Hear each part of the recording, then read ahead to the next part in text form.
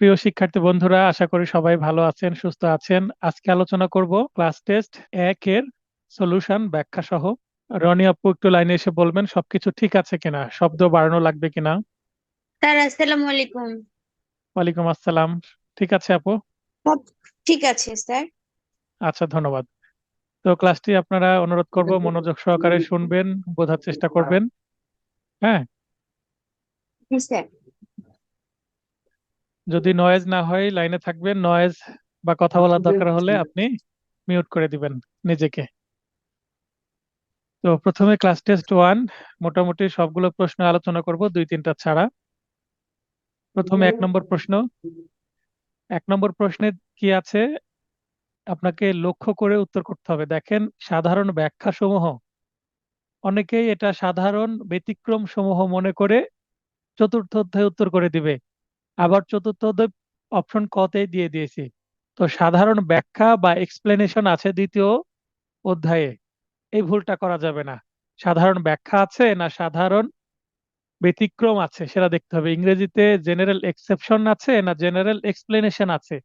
Explanation দ্বিতীয় অধ্যায় আর exception চতুর্থ অধ্যায়। তারপরে প্রশ্ন আছে right of private defence. Right of private defence হচ্ছে জেনারেল এক্সেপশনস এরই একটি অংশ, অর্থাৎ চতুর্থ অধ্যায়ের বিষয়। এটা যেন ভুল না হয়। এগুলো আমার বিন্যাস যে আছে, বিন্যাস 1, বিন্যাস 2 আছে। বিন্যাস 1-এর মধ্যে এই দুইটি প্রশ্নের উত্তর আপনারা পেয়ে যাবেন সুন্দরভাবে আমার নোটের যে বিন্যাস আছে পেনাল কোড অংশে। এরপরে কোনটি ইনচয়েড ক্রাইম নয়, মানে কোনটি ইনচয়েড ক্রাইম সম্পর্কিত ধারা নয়। ইনচয়েড ক্রাইম কি এটা আগে বুঝতে হবে। ইনচয়েড ক্রাইম মানে অসম্পূর্ণ অপরাধ, ইনকমপ্লিট ক্রাইম মানে যেটা এখনো সম্পন্ন হয়নি। তো আমরা 4টা ধারায় কি কি বিষয়ে ধারাগুলো আছে সে ধারাগুলো আগে লক্ষ্য করি। 307 অ্যাটেম্প টু মার্ডার মানে মৃত্যু ঘটানোর চেষ্টা করা হয়েছিল, খুনের চেষ্টা করা হয়েছিল কিন্তু খুন করতে পারেনি, আলটিমেটলি ভিকটিম বেঁচে গেছে, তার মানে কাজটা সম্পূর্ণ হয়নি। যে অ্যাকিউজড, যে আসামি, তার যে উদ্দেশ্য একজনকে মেরে ফেলা, সে মারতে সক্ষম হয়নি, তার মানে এটা ইনচার্জ ক্রাইম সম্পর্কিত ধারা। 307 উত্তর হবে না, কারণ প্রশ্নে চাওয়া হয়েছে 9। তারপরে 396। 396 হচ্ছে খুন সহ ডাকাতির শাস্তি। তো খুন সহ ডাকাতির শাস্তি, এটা তো ডাকাতি করতে গিয়ে খুন করে ফেলেছে, তার মানে এটা কমপ্লিট ক্রাইম, তার মানে এটা ইনচয়েড ক্রাইম নয়, এটাই হবে উত্তর। বাকি ধারাগুলো দেখে নিই। 393 হচ্ছে অ্যাটেম্প টু রবারি, দস্যুতার চেষ্টা বা দস্যুতার প্রস্তুতি, প্রিপারেশন টু রবারি, 393 আছে। আর 511 হচ্ছে attempt to commit any offence, যে কোনো ধরনের অপরাধ, এর প্রস্তুতিকে 511 ধারা নিয়ে আসা যাবে, যেটার জন্য ডেডিকেটেড কোনো ধারা নাই প্রচেষ্টার জন্য। সেখানে 511 ধারা, চুরির প্রচেষ্টা, দস্যুতার প্রচেষ্টা, সেগুলো, দস্যুতা বলছি, এক্সটর্শনের প্রচেষ্টা, কিডন্যাপিং এর প্রচেষ্টা, সবগুলোই 511 ধারায় যাবে।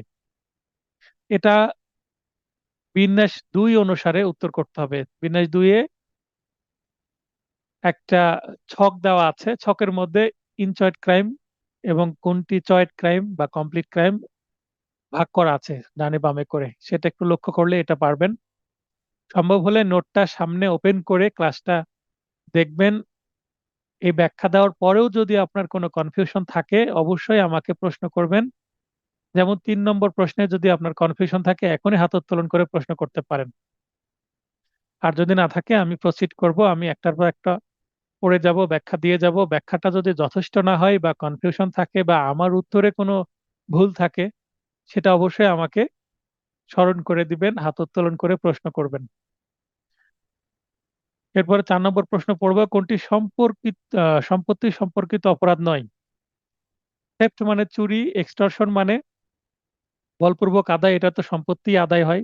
চুরি শুধু অস্থাবর সম্পত্তি, এক্সটর্শন স্থাবর অস্থাবর উভয় সম্পত্তি এক্সটর্শন বা বলপূর্বক বা জোরপূর্বক আদায় করা যায়। মিসচিফ মানে ক্ষতি, সেটা অবশ্যই সম্পত্তির ক্ষতি করতে হবে।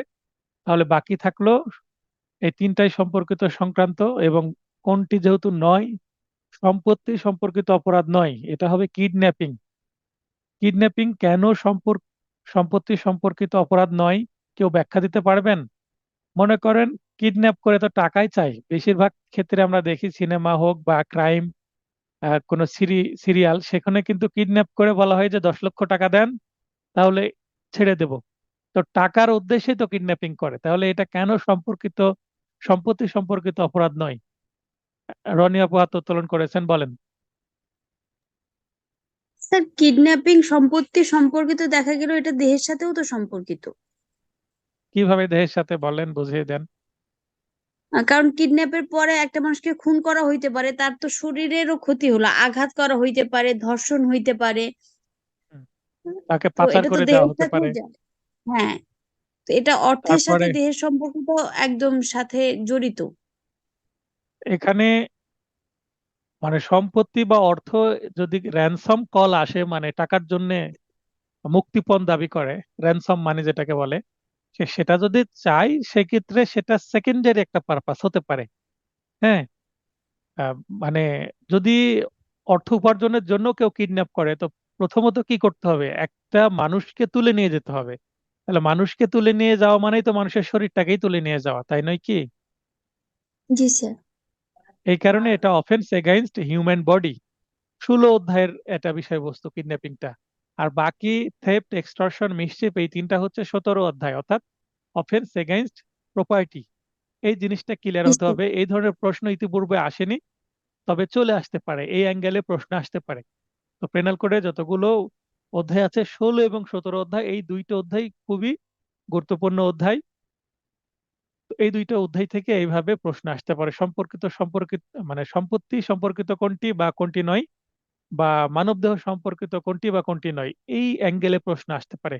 অতএব এটা বুঝতে হবে। প্রয়োজনে বিন্যাসগুলো আবার একটু দেখতে হবে, এখানে বিন্যাস একে স্পষ্ট দেওয়া আছে 16 এবং 17 অধ্যায়। দেখে নেবেন কোন অপরাধগুলো 16 অধ্যায়ের মধ্যে আসছে, কোন অপরাধগুলো 17 অধ্যায়ের মধ্যে আসছে। কিডন্যাপিং ডেফিনেটলি 16 অধ্যায়ের মধ্যে আছে।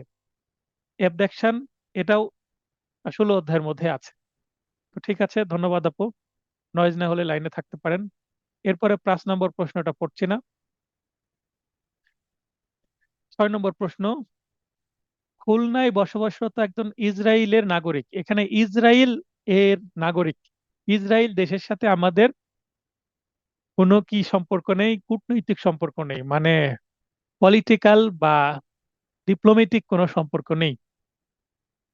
ইসরায়েলকে আমরা রাষ্ট্র হিসাবে স্বীকৃতি দিইনি, বা ইসরায়েলের সাথে আমাদের কোনো দেশীয় সম্পর্ক নেই। কিভাবে নেই? যেমন সেখানে কোনো হাই কমিশন বা এম্বাসি নেই, বা আমাদের দেশে ইসরায়েলের কোনো হাই কমিশন বা এম্বাসি নেই। এইভাবে ইসরায়েলে গিয়ে কোনো ব্যক্তি যদি আটকা পড়ে বাংলাদেশের, তাহলে সেই ব্যক্তিকে নিয়ে আসার জন্য সরকার কোনো কিছুই করবে না। কিন্তু অন্য দেশে হলে এম্বাসির মাধ্যমে নিয়ে আসার চেষ্টা করতে পারে। এখানে ইসরায়েলের নাগরিক শব্দটা ইউজ করে আপনাদেরকে একটু কনফিউজ করার চেষ্টা করেছি। সাক্ষ্য আইনে কি আছে যে কোনটি জুডিশিয়াল নোটিশে নিবে আদালত, সেখানে ইসরায়েলের পতাকা বা ইসরায়েলের নাগরিক সংক্রান্ত কোনো কিছু জুডিশিয়াল নোটিশে নিবে না, কারণ তাদের সাথে আমাদের ডিপ্লোম্যাটিক সম্পর্ক নেই। তো এখানে ওই অ্যাঙ্গেলে প্রশ্নটা করা হয়েছে। তো ইসরায়েলের নাগরিক ক রংপুরে একটি হত্যাকাণ্ড সংঘটিত করার জন্য, তাহলে এখানে অপরাধী হচ্ছে ইসরায়েলের ব্যক্তি, তিনি বাংলাদেশে আসছেন, সে রংপুরে একটা মানুষকে মেরে ফেলেছেন। তাহলে খ কে প্ররোচিত করে, সরি, এখানে নাগরিক ক রংপুরে একটি হত্যাকাণ্ড সংঘটিত করার জন্য খ কে পরিচিত করে, তার মানে সে নিজে সরাসরি হত্যাকাণ্ড করেন, সংগঠন করেনি, সে খ কে বলছে অমুক ব্যক্তিকে মারতে হবে। তো এখানে কিন্তু খুনের জন্য প্ররোচনা দিচ্ছে। কে দিচ্ছে? রংপুরে অবস্থানরত ইসরায়েলের নাগরিক। সে ইসরায়েলের নাগরিক হোক বা বাংলাদেশের নাগরিক হোক বা পৃথিবীর যে কোনো দেশের নাগরিক হোক, এমনকি এলিয়েন হোক না কেন, তার বিচার বাংলাদেশে করা যাবে। তাহলে এখানে এক্ষেত্রে নিচের কোনটি সঠিক নয় বলা হয়েছে, দেখেন সঠিক নয়, শেষে নয় আছে। তাহলে ক নম্বরে আছে ক এর বিচার বাংলাদেশে করা যাবে না। তো বাংলাদেশে করা যাবে না কেন, এটাই তো ভুল কথা লেখা আছে, তার মানে এটাই সঠিক নয়, এটাই তাহলে উত্তর। বাকি অপশনগুলো দেখেন। ক এর বিচার খুলনায় করা যাবে, কারণ খুলনায় বসবাসরত ইসরায়েলের নাগরিক, যেহেতু খুলনায় বসবাস করে, সেহেতু খুলনা আদালতেও তাকে বিচার করা যাবে। কেন? হয়তোবা সে রংপুরে হত্যাকাণ্ড করার জন্য খুলনায় বসেই প্ররোচনা দিয়েছে খকে, মোবাইল ফোনে বা চিঠির মাধ্যমে বা ইন্টারনেটে, ইমেল, হোয়াটসঅ্যাপ কোনোভাবে, বা তাকে এই অপরাধ করার পরে খুলনায় অবস্থান করছে, খুলনা থেকে অ্যারেস্ট করা হয়েছে, তাই খুলনায় বিচার করা যাবে। তারপরে খ এর বিচার রংপুরে করা যাবে। খ মানে যাকে প্ররোচনা দেওয়া হয়েছিল, তার মানে সে রংপুরে হত্যাকাণ্ড করেছে, তাহলে খ কে রংপুরে পাওয়া গেছে, রংপুরে বিচার করা যাবে। ক এর বিচার রংপুরে করা যাবে। এখন ক খুলনায় যদিও থাকে, যেহেতু প্ররোচনা দিয়েছে কোথায়, ঘটনাস্থল কোথায়, রংপুর, তাই রংপুরে তাকে নিয়ে যেয়ে বিচার করা যাবে যদি রংপুরে মামলা হয়, কারণ হত্যাকাণ্ড প্লেস অফ অকারেন্স, ঘটনাটা ঘটেছে রংপুরে, তাই সেই অর্থে এখানেও করা যাবে। তার মানে খ, গ, ঘ এই তিনটা অপশনের যে বিষয়গুলো সবগুলোই সঠিক, শুধুমাত্র ক সঠিক নয়, তাই কয় উত্তর, কারণ প্রশ্নে চাওয়া হয়েছে কোনটি সঠিক নয়। এরপরে 7 নম্বর প্রশ্ন, the word servant of the state মানে সরকারি বা রাষ্ট্রীয় কর্মচারী, তো রাষ্ট্রীয় কর্মচারী হোক সরকারি কর্মচারী হোক, বাংলাদেশের ক্ষেত্রে কিন্তু গভর্নমেন্ট বা সরকারি নিয়োগ দিয়ে থাকে। তাহলে servant of the state denote all officers or servant continued, appointed or employed in Bangladesh by or under the authority of the উত্তর হবে গভর্নমেন্ট। এখানে সরকারি কিন্তু নিয়োগ দিয়ে থাকে। স্টেট যেহেতু সার্ভেন্ট অফ দ্য স্টেট, প্রশ্নের মধ্যে স্টেট শব্দটা আছে, আপনারা কনফিউজড হয়ে স্টেট উত্তর করতে পারেন, কিন্তু এখানে স্টেট উত্তর হবে না। উপরে প্রশ্নের মধ্যে কি আছে, স্টেট আছে, তাই আপনারা অনেকে স্টেট উত্তর করে দিতে পারেন, কিন্তু এটা কি হবে, ভুল হবে।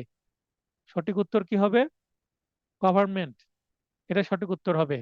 আপনারা, এটা আসছে ধারা 14 থেকে, 14 ধারার ইংরেজি যে পার্ট, মূল বই থেকে, বিআরএক থেকে বা ওয়েবসাইট থেকে আপনারা এই লাইনটা দেখে নেবেন, দেখবেন সুন্দর করে এই শূন্য স্থানের জায়গায় গভর্নমেন্টই আছে, authority of the government. 8, will মূলত একটি দানপত্র, বিনিময়পত্র, ওসিয়ত, এখানে উত্তর হবে ওসিয়ত। উইল শব্দের অর্থ হচ্ছে ইচ্ছা, ইচ্ছাপত্র। তো এখানে ওসিয়ত বা ইচ্ছাপত্র বা উইল একই কথা। ওসিয়তের পরিবর্তে যদি ইচ্ছাপত্র থাকে তাহলে কিন্তু সেটা উত্তর হবে ইচ্ছাপত্র, উইল, WILL, উইল, WILL, এই উইল, উইল মানে কিন্তু ইচ্ছা। পেনাল কোডে আমরা কিন্তু কনসেন্ট, উইল এরকম শব্দ পাই। আবার উইল যেহেতু একটা দলিল, তো এই ক্ষেত্রে কারো ইচ্ছা যে দলিলে প্রকাশিত হয় সেটাই কিন্তু ইচ্ছাপত্র বা ওসিয়ত। ওসিয়ত শব্দটা হচ্ছে আরবি শব্দ, ইচ্ছা বাংলা শব্দ, আর উইল হচ্ছে ইংরেজি শব্দ, সবগুলোর অর্থ একই। তাহলে অপশন উইল এর অর্থ ওসিয়ত হতে পারে, ইচ্ছাপত্র হতে পারে। এরপরে আমরা চলে যাব 9 নম্বর প্রশ্নে, পেনাল কোডের কোন ধারাটি প্রয়োগের পূর্ব শর্ত হলো সকলের সক্রিয় অংশগ্রহণ, active part play of the accused, মানে সকল অ্যাকিউজড বা আসামিদের অ্যাক্টিভ পার্ট প্লে থাকতে হবে 34 ধারা যদি অ্যাপ্লিকেবল হতে হয়। এখানে 34 ধারায় বলা হচ্ছে সবার সক্রিয় অংশগ্রহণ থাকতে হবে, পার্ট প্লে থাকতে হবে। তাহলে এটা 34 ধারা আসবে। 33, 37, 38-এর জন্য সবগুলার সকলের অ্যাক্টিভ পার্ট প্লে দরকার নাই, কিন্তু 34-এ অবশ্যই অ্যাক্টিভ পার্ট প্লে বা সকলের সক্রিয় অংশগ্রহণ অবশ্যই দরকার হবে। আবার 149-এ কমন অবজেক্ট আছে, সাধারণ উদ্দেশ্য আছে, সেখানেও কিন্তু সকলের সক্রিয় অংশগ্রহণ লাগে না। শুধুমাত্র যদি কেউ অবৈধ সমাবেশ এ অংশগ্রহণ করে তাহলেই, কিছু না করলেও, শুধু স্থির থাকলেও সে অপরাধী হয়ে যাবে। 149 ধারায় সে কমন অবজেক্ট থাকার কারণে সে জয়েন্ট লাইবিলিটি অর্থাৎ পরার্থে দায়ী, অন্যের কাজের দ্বারা একের দোষে সকলেই সাজা ভোগ করবে। 34 ধারা এবং 149 ধারা সাজা সবারই হয়। 34 ধারায় সকলেই কাজ করতে হবে কোনো না কোনো, কিন্তু 149 ধারায় সকলকে কাজ করা লাগে না। বেসিক পার্থক্য। পেনাল কোড কি, এটা সাবস্ট্যান্টিভ ল। নিম্নে কোন ক্ষেত্রে যৌথ দায় বা জয়েন্ট লাইবিলিটি হবে, তো জয়েন্ট লাইবিলিটি হওয়ার জন্য, যৌথ দায় হওয়ার জন্য, মানে একজন কাজ করলো অন্য জনও ফেঁসে যাবে। 10 জন মিলে গিয়েছিল এক জায়গায়, একজন খুন করলো, সবাই ফেঁসে যাবে। তো এখানে ক নম্বর সাধারণ অভিপ্রায় থাকলে, তার মানে 34 ধারা, এটা অবশ্যই উত্তর হবে। খ নম্বর হচ্ছে অপরাধমূলক জ্ঞান এবং অভিপ্রায়ে অপরাধ করলে, এটা 35 ধারায় আছে, এটা হচ্ছে ক্রিমিনাল নলেজ অ্যান্ড ইন্টেনশন, তাহলে এটা 35 ধারায়, তাহলে এটাও এখানেও জয়েন্ট লাইবিলিটি হবে। তার মানে ক খ দুইটাই সঠিক উত্তর। গ নম্বরে কতিপয় কার্যের একটি সম্পাদনের মাধ্যমে অপরাধে সহযোগিতা করলে, এটা আছে 37 ধারায়, তার মানে এটাও জয়েন্ট লাইবিলিটির বিষয়। জয়েন্ট লাইবিলিটি বলতে 34, 35, 36, 37, 38 সবগুলোই জয়েন্ট লাইবিলিটি। তারপরে আছে হচ্ছে 149 ধারায় কমন অবজেক্ট থাকলে সেখানে জয়েন্ট লাইবিলিটি হয়। তারপরে যদি ষড়যন্ত্র করে সেখানে জয়েন্ট লাইবিলিটি হয়, এই ধরনের। তারপরে 396 ধারাতে জয়েন্ট লাইবিলিটি আছে। তো এখানে উত্তর হবে সবগুলো, ক খ গ ঘ সবগুলোই যেহেতু সঠিক ম্যাচ হয়ে যাচ্ছে, তাহলে ডেফিনেটলি আপনাদের বৃত্ত পূরণ করতে হবে কোনটা, ঘ বৃত্ত পূরণ করতে হবে। ক খ গ তিনটা উত্তর, মানে ক খ গ তিনটা বৃত্ত পূরণ করার সুযোগ নেই, যে কোনো একটাই বৃত্ত পূরণ করতে হয়। ঘ উত্তর হবে, বৃত্ত পূরণ করতে হবে ঘ। অনেকেই আমার পরীক্ষা দেওয়ার সময় লক্ষ্য করি একটা বৃত্ত পূরণ করেছেন, কোনো কারণে সেটা ভুল হয়েছে, সেটা কেটে দিয়ে আরেকটা পূরণ করছেন। এটা করে কোনো লাভ নাই। আপনার প্রথমটা যদি হয়ে যেত, পরে বৃত্ত পূরণ করার কারণে দুইটা যখন বৃত্ত পূরণ করবেন, দুইটার যে কোনো একটা যদি হয়েও যায়, তাও আমি সেটা নেগেটিভ মার্কিং মানে ভুল হিসাবে কাউন্ট করব। মানে দুইটা বৃত্ত পূরণ মানেই নেগেটিভ মার্কিং। এই দুইটার মধ্যে যে কোনো একটা সঠিক উত্তর থাকলেও সেটার নম্বর পাবেন না, বরং মাইনাস হবে আপনার নম্বর। এরপরে 12, সেভিংস ফর প্রেসিডেন্টস প্রিগোরেটিভ। প্রিগোরেটিভ বলতে প্রেসিডেন্টকে কিছু স্পেশাল পাওয়ার দেওয়া হয়েছে কোনো অপরাধীকে ক্ষমা করে দেওয়ার জন্য, সেটাকে প্রেসিডেন্টকে সম্মান দেওয়া হচ্ছে, তার যে ক্ষমতা সেটা সংরক্ষণ করা হচ্ছে। এটা কত ধারায় আছে বা কত ধারার শিরোনাম এটা? এটা হচ্ছে 55 এ ধারার শিরোনাম। 55 এ ধারার যদি ইংলিশ অংশটা দেখেন, সেটাতে শিরোনামের নাম সেভিং ফর প্রেসিডেন্টস প্রিগোরেটিভ। এটা 55 এতে হুবহু শিরোনামে দেওয়া আছে, মানে এটাই বিষয়বস্তু এই ধারার। 13 নম্বর প্রশ্ন পড়ি। যে ক্ষেত্রে পেনাল কোড অনুসারে অর্থদণ্ডের বিধান থাকে কিন্তু কত টাকা অর্থদণ্ড দেওয়া যাবে সে বিষয়ে কোনো উল্লেখ থাকে না, সেক্ষেত্রে সর্বোচ্চ অর্থদণ্ডের পরিমাণ কত হবে? মানে দেওয়া নাই অর্থদণ্ড কত হবে, লেখা থাকে এবং অর্থদণ্ড অথবা অর্থদণ্ড এভাবে লেখা থাকে। দেখবেন পেনাল কোডের অধিকাংশ সেকশনেই অর্থদণ্ডের পরিমাণ উল্লেখ করা নাই, অল্প কিছু সেকশনে উল্লেখ করা আছে। সেক্ষেত্রে বিচারক কি করবে? ঘ নম্বরে দেখেন বিচারকের ইচ্ছাধীন, বিচারক কি ইচ্ছা করলেই অনেক দিতে পারে, না দিতে পারবে না। তাহলে ঘ উত্তর হবে না, উত্তর হবে ক এবং খ। ক এবং খ এ কি আছে, কোনো নির্দিষ্ট সীমা নেই, অত্যাধিক হবে না, দুইটা সঠিক উত্তরই আছে। তার মানে ফাইন করা বা অর্থদণ্ড দেওয়ার দুইটা কি আছে, মানদণ্ড আছে। কোনো নির্দিষ্ট সীমা নেই, এটা একটা মানে আনলিমিটেড, এবং এক্সেসিভ হবে না, অত্যাধিক হবে না। আপনাকে বাংলা ইংলিশ দুইটাই জেনে রাখতে হবে। এটা ইংলিশ দিয়েও হয়তো বা প্রশ্ন আমি করতে পারি। তাহলে আনলিমিটেড, অথবা এখানে থাকতে পারে মানে মানে নো লিমিট বা আনলিমিটেড, বা ক্ষয় বলতে পারে এক্সেসিভ, নট এক্সেসিভ, অত্যাধিক হবে না। তো দুইটাই যেহেতু সঠিক উত্তর, বৃত্ত পূরণ করতে হবে কোনটা, গ, ক ও খ। এটা 63 ধারার মধ্যে আছে, খুবই গুরুত্বপূর্ণ প্রশ্ন। বিগত সালে এই প্রশ্নটা আসছে, আবারও আসতে পারে, রিপিট করার মতোই প্রশ্ন। দণ্ডাদেশে দণ্ডাদেশ প্রদানের পরবর্তী কত বছরের মধ্যে অর্থদণ্ড আদায় করতে হয়, এটা আপনারা সবাই জানেন, 6 বছরের মধ্যে। এইটা বারবার এই প্রশ্নটা এসেছে, আবারও আসতে পারে। তারপরে সলিটারি কনফাইনমেন্ট, সলিটারি কনফাইনমেন্টের বাংলা কি কেউ বলতে পারবেন? এটার উত্তর হবে 14 দিন। সলিটারি কনফাইনমেন্ট একটানা সর্বোচ্চ কতদিন প্রদানের বিধান আছে? দুইজন হাত উত্তোলন করেছেন, দুইজনের মধ্যে কাকে সুযোগ দেওয়া যায় দেখি। একজন আবার হাত নামিয়ে নিলেন মনে হয়। আচ্ছা, রনি আপু বলেন। নির্জন কারাবাস। আচ্ছা, নির্জন কারাবাস, সলিটারি কনফাইনমেন্ট মানে নির্জন কারাবাস। ধন্যবাদ মাহবুব ভাই। আপনি টেক্সট করে পাঠিয়েছেন, মানে কাউকে একাকী রাখবে, অন্য কারোর সাথে রাখবে না, অর্থাৎ ওই সিঙ্গেল রুমে রাখবে। তো আমরা যখন বাসায় প্রাইভেসি খুঁজতে যাই তখন বলি আমাকে একটা পার্সোনাল রুম দিতে হবে আমার প্রাইভেসির জন্য। খুবই ভালো কথা। তো এটার জন্য আমরা কি করি, পরিবারের সাথে ফাইট করি এক কথায় পার্সোনাল রুম নেওয়ার জন্য। যখনই আমরা বিশেষ করে প্রাইমারি থেকে হাই স্কুলে যাই তখন একটা চেষ্টা থাকে যেন পার্সোনাল রুম হয়, রুম শেয়ার করতে চায় না। তারপরে হোটেলে বা কোনো মেসে যখন যাই বা হোস্টেলে যাই তখন চেষ্টা করি একটা সিঙ্গেল রুম নেওয়ার, যেন প্রাইভেসি নষ্ট না হয়।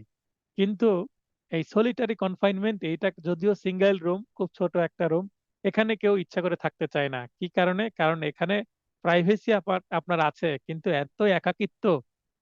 ছোট্ট একটা জায়গা আছে যেখান থেকে আলো বাতাস আসবে, তাছাড়া কোনো জায়গা নেই। আপনার খাবারের যে থালা সেটাও কিন্তু নিচ দিয়ে দিয়ে দেওয়া হবে, মানে আপনি অনেকটা কবরে আছেন, এরকম একটা সিচুয়েশন। কারোর সাথে দেখা করতে দিবে না।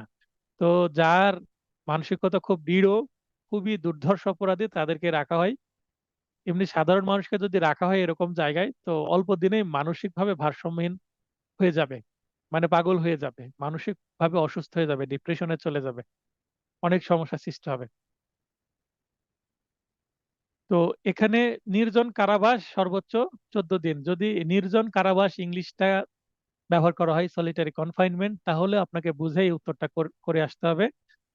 74 ধারায় আছে, অর্থাৎ বাংলা ইংলিশ উভয় টার্ম জানতে হবে। অভ্যাসগতভাবে যে চুরি সংগঠিত করে তার সর্বোচ্চ সাজা হতে পারে যাবজ্জীবন কারাদণ্ড। আমরা চুরির সংজ্ঞা পাই 378 ধারায়, চুরির সাজাগুলো পাই 379, 80, 81, 82, এই 4টা ধারায় সাজা আছে, আর 378-এর সংজ্ঞা আছে।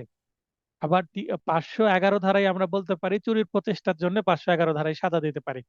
তাহলে 378, 79, 80, 81, 82, আবার 511 আসছে। এখানে আবার দেখেন যে 75 ধারা কিন্তু এখানে চলে আসবে। 75 ধারায় কি আছে? একটা ব্যক্তি বারবার চুরি করছে এবং বারবার তার সাজা হচ্ছে, সেই ক্ষেত্রে কিন্তু এই চোরকে আটকানোর জন্য, কারণ তার কাজই চোর্যবৃত্তি, কোনো কিছু দেখলে চুরির সুযোগ পেলে তার হাত কি করে, চুলকায় চুরি করার জন্য। কিছু মানুষের চোর্যবৃত্তি, মানে চুরি করার স্বভাব থাকে। তো তাকে আটকানোর জন্য যাবজ্জীবন কারাদণ্ড দিয়ে দিতে পারে, সে ছোট চোর হোক আর বড় চোর হোক। বারবার বারবার চুরি করছে, বারবার তার সাজা হচ্ছে, প্রথমে 2 বছর হলো, 3 বছর হলো, 5 বছর, 7 বছর, 10 বছর, 12 বছর দিয়ে বের হয়ে এসে আবার সে চুরি করছে। তাহলে তাকে সারা জীবনের জন্য আটকে রাখতে হবে, এটা 75 ধারার বলা আছে। তার মানে যারা রিপিটেটিভ অপরাধ করে, যেটা যারা হ্যাবিচুয়ালি অফেন্ডার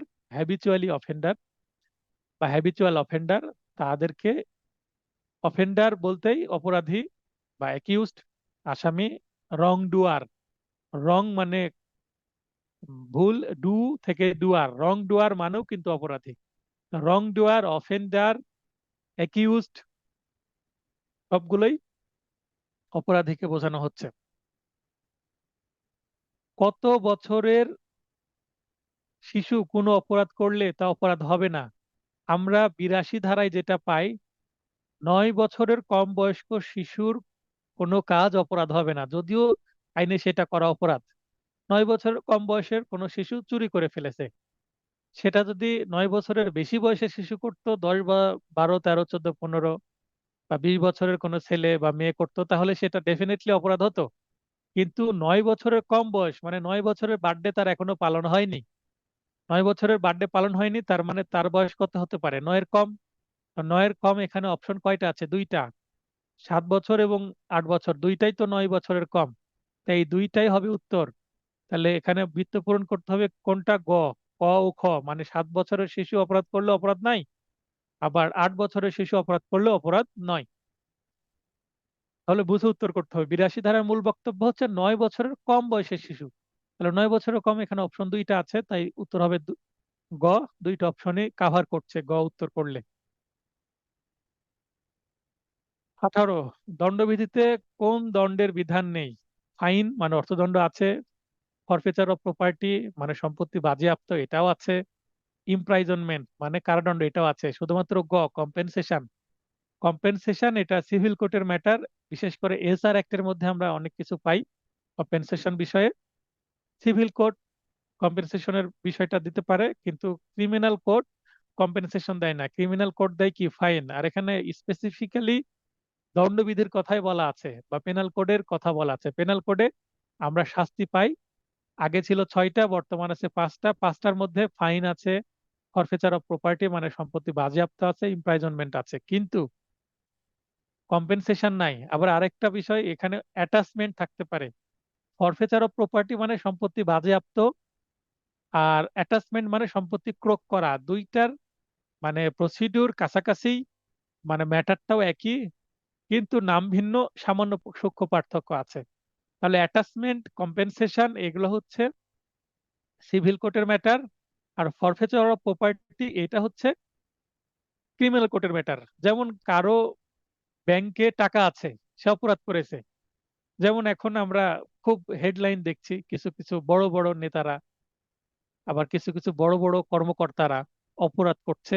তাদের ব্যাংকের যে টাকা পয়সা সেগুলো, বলে না ব্যাংক অ্যাকাউন্ট ফ্রিজ করে দেওয়া, তো ব্যাংক অ্যাকাউন্ট ফ্রিজ করলে সেটাকে ফরফেচার অফ প্রপার্টির একটা প্রসেস বা প্রসিডিউর বলা হচ্ছে। ফরফেট মানে ব্যাংক অ্যাকাউন্ট ফ্রিজ করে দেওয়া মানে এখান থেকে আর কোনো টাকা পয়সা তুলতে পারবে না, এটা আপাতত স্থির থাকবে। ভবিষ্যতে এই সরকারটা এটা ফরফেচার করতে পারে, মানে এটা বাজেয়াপ্ত করে নিতে পারে। তো ফ্রিজ করা মানে এটা ফরফেচারের প্রাথমিক একটা স্টেজ, তারপরে ফাইনালি সেটা ফরফেচার করতে পারে, বাজেয়াপ্ত করতে পারে। এরপরে দেখেন 19 নম্বর প্রশ্ন থেকে আপনাদের আমি প্রশ্ন করব। একটি কুঠার নিয়ে কাজ করাকালে কুঠারের বাট খুলে গিয়ে এক কর্মচারীকে নিহত করে। তাহলে কুঠার দিয়ে কাঠ কাটছে, কুঠারের বাট বলতে যে মেটাল পার্ট বা শার্প অংশ, ধারালো অংশ, সেটা খুলে চলে গেছে, যে একজন মানুষকে লেগে সে মারা গেছে।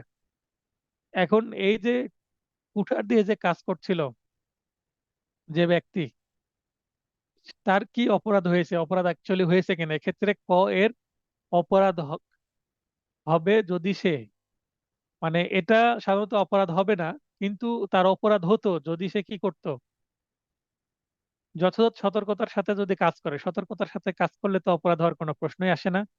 হচ্ছে যথাযথ সতর্কতা ছাড়া যদি কাজ করে তাহলে অপরাধ হবে। যথাযথ পরিশ্রম ছাড়া কাজ করা এটা তো আইনের সাথে যায় না। পুরাতন কুঠার নিয়ে কাজ করা, পুরাতন কুঠার নিয়ে কাজ করলে সেটা খুলে যাওয়ার সম্ভাবনা আছে, এটা যদিও যাচ্ছে তারপরেও আইনের সাথে যায় না। এখানে উত্তর হবে হচ্ছে যথাযথ সতর্কতা ছাড়া কাজ করা। এখন আপনাদের জন্য প্রশ্ন, খ এই অপশনটা যদি ইংলিশে থাকতো তাহলে কি ব্যবহার করা হতো? এই অপশনটা ইংলিশে করলে কি ইংলিশ অপশন ব্যবহার করা যেত, সেটা আমাকে বলেন, আপনারা কে বলবেন? প্রশ্নের অপশন যদি ইংলিশে আসতো, অপশনটা কি হতো? শিবলি ভাই। এটা হতে পারে প্রপার অ্যাটেনশন, অথবা প্রপার অ্যাটেনশন, প্রিকশন, সতর্কতা। হ্যাঁ, হ্যাঁ, এখানে সতর্কতার ইংলিশ প্রিকশন, কিন্তু এখানে আমরা একটা শব্দ জানি, গুড ফেথ। কি জানি? Good faith. সরল এই বিশ্বাস। যে এই যে সেকশন 80 সেকশনের মধ্যে কিন্তু ইংলিশ পার্টটা দেখলে আপনারা গুড ফেথ পাবেন। তো গুড ফেথ নিয়ে সরল বিশ্বাসে যদি কেউ কোনো কাজ করে তাহলে সেটা অপরাধ হবে না। এটা 80 ধারা মানে জেনারেল এক্সেপশনের অংশ। জেনারেল এক্সেপশন হতে হলে অবশ্যই গুড ফেথ থাকতে হবে। যদি গুড ফেথ না থাকে, গুড ফেথের বিপরীত শব্দ কি কেউ বলতে পারবেন?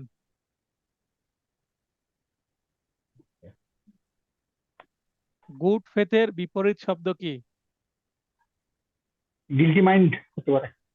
হ্যাঁ, গুড ফেথের বিপরীত হচ্ছে গিলটি মাইন্ড বা রিয়া রিয়া বা গিলটি মাইন্ড। তো এখানে যথাযথ সতর্কতা ছাড়া কাজ করা মানে গিলটি মাইন্ড তার মধ্যে আসতে পারে, যেহেতু গুড ফেথ নাই। আবার গুড ফেথ এটাকে যদি ব্যাখ্যা করি তাহলে উইথ ডিউ কেয়ার এই শব্দটা আসতে পারে, and attention. With due care and attention এটা কিন্তু গুড ফেথের একটা অর্থ। উইথ মানে ডিউ কেয়ার অ্যান্ড অ্যাটেনশন এভাবে থাকতে পারে, বা এখানে থাকতে পারে গুড ফেথ, এভাবে থাকতে পারে। তো আশা করি বুঝতে পেরেছেন। ধন্যবাদ শিবলি ভাই। সশ্রম কারাদণ্ড বলতে বোঝায়, সশ্রম কারাদণ্ড বলতে কি বোঝায়? কঠোর শ্রম সহকারে, শ্রমটা হবে কঠোর। ঘ নম্বরে কি আছে? কঠোর শ্রম সহকারে, যেখানে বিশ্রামের কোনো সুযোগ নেই। তাহলে কঠোর শ্রম করলে কি তাকে 24 ঘন্টায় কাজ করাবে? তাহলে মানুষ বাঁচে? তাহলে এখানেও কঠোর শ্রম সহকারে ছিল, কিন্তু একটু এক্সটেনশন করেছি সেন্টেন্সটাকে, যেখানে বিশ্রামের কোনো সুযোগ নেই। তাহলে বিশ্রামের সুযোগ না দিলে তো সে তো মারাই যাবে। তার মানে ঘ অপশন হবে না, অপশন হবে গ, কঠোর সশ্রম কারাদণ্ড। কেউ যদি খুন করে বা রেপ করেও যাবজ্জীবন কারাদণ্ড পায়, তাকেও কঠোর পরিশ্রম করবে, ঠিক আছে, কিন্তু তাকে বিশ্রামের সুযোগ দিতে হবে, নাহলে তো মারাই যাবে। 21, নিম্নের কোন ক্ষেত্রে কোনো অপরাধ সংঘটিত হয়নি? এখানেও দেখেন খুবই গুরুত্বপূর্ণ, এটাও আমার বানানো একটি প্রশ্ন। তো অপরাধ সংঘটিত হয়নি, হয়নি শব্দটা আছে, তার মানে যেটা অপরাধ হয়েছে সেটা উত্তর হবে না, যেটা অপরাধ হয়নি সেটাই উত্তর হবে। বাসের মধ্যে খকে ইচ্ছাকৃতভাবে ধাক্কা দিয়ে আঘাত করলে, ইচ্ছাকৃতভাবে ধাক্কা দিয়ে আঘাত করলে অবশ্যই 323 হতে পারে, তার মানে এটাও উত্তর নয়। তারপরে অবরোধ ও তাৎক্ষণিক মৃত্যুর ভয়ে বাধ্য হয়ে ডাকাত দলে যোগদান। একজন ডাকাত দল আসছে, 5-7 জন মিলে এসে একজনকে বলছে যে তুমি যদি আমাদের সাথে যোগদান না করো, মনে করে একটা অফিসে প্রবেশ করবে, এখন অফিসের সামনে কে আছে? একটা গার্ড বসে আছে, সিকিউরিটি গার্ড, সিকিউরিটি গার্ডকে বলছে এখন এই অফিসে প্রবেশ করব, তুমি চুপচাপ আমাদের সাথে যোগ দিবে, যদি যোগ না দাও তাহলে কিন্তু আমাদের বাধা দেওয়ার চেষ্টা করলে কিন্তু মেরে ফেলবো, অথবা আটকে রাখবো, নিয়ে চলে যাব। এরকম যদি ভয় দেখায়, তাহলে গার্ড তো বাধ্য হয়ে, ডাকাত দলে যেহেতু পাশের বেশি লোকজন থাকে, অস্ত্র থাকে, বাধ্য হয়ে জীবন বাঁচাতে মৃত্যুর ভয়ে ডাকাত দলে যোগ দিয়ে দিবে। তো যদি এটা করে করে কোনো অপরাধের মধ্যেও ঢুকে যায়, তাহলে কিন্তু তার অপরাধ হবে না। তাহলে এটাই হবে উত্তর খ।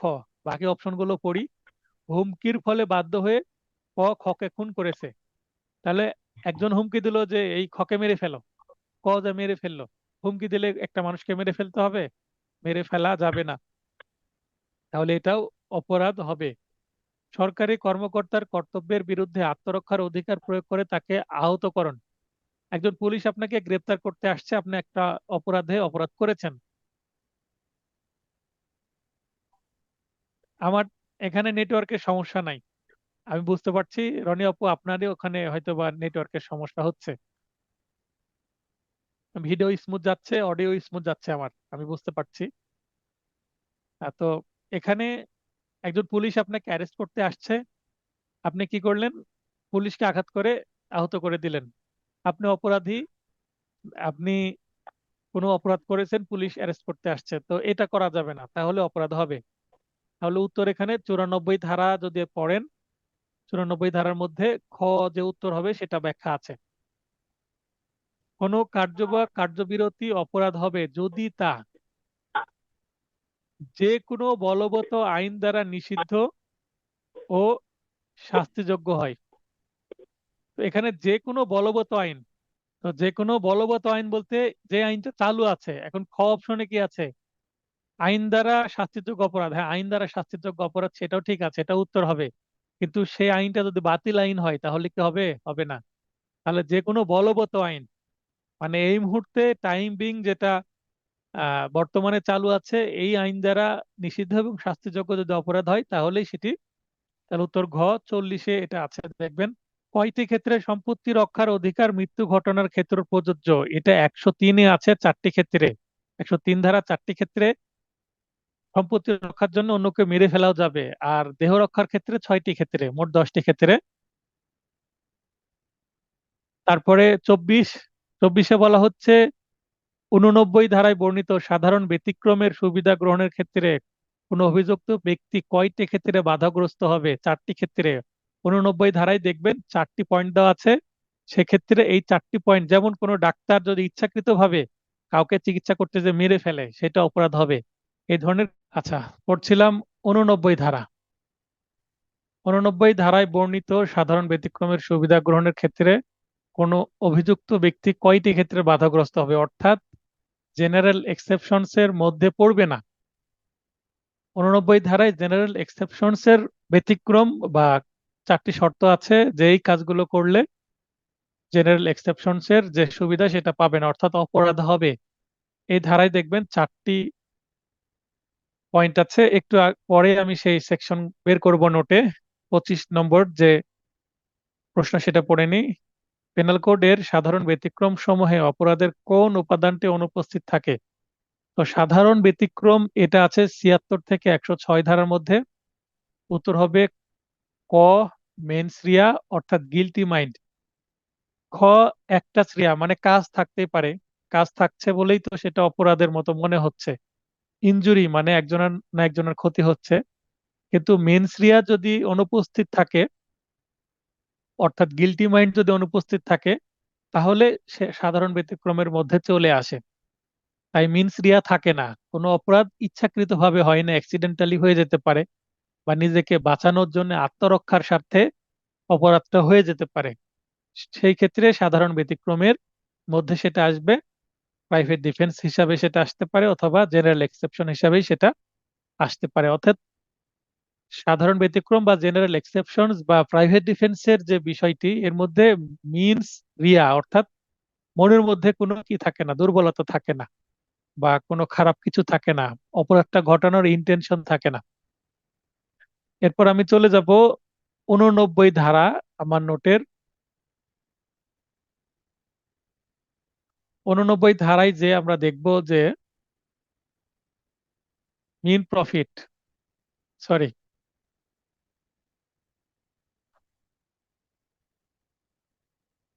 89 ধারা চলে আসছে। ধারা 89 আমার নোটের 61 পাতায় আছে। এটা এমসিকিউ নোটের পাতা 61, পেজ 61-তে আছে 89।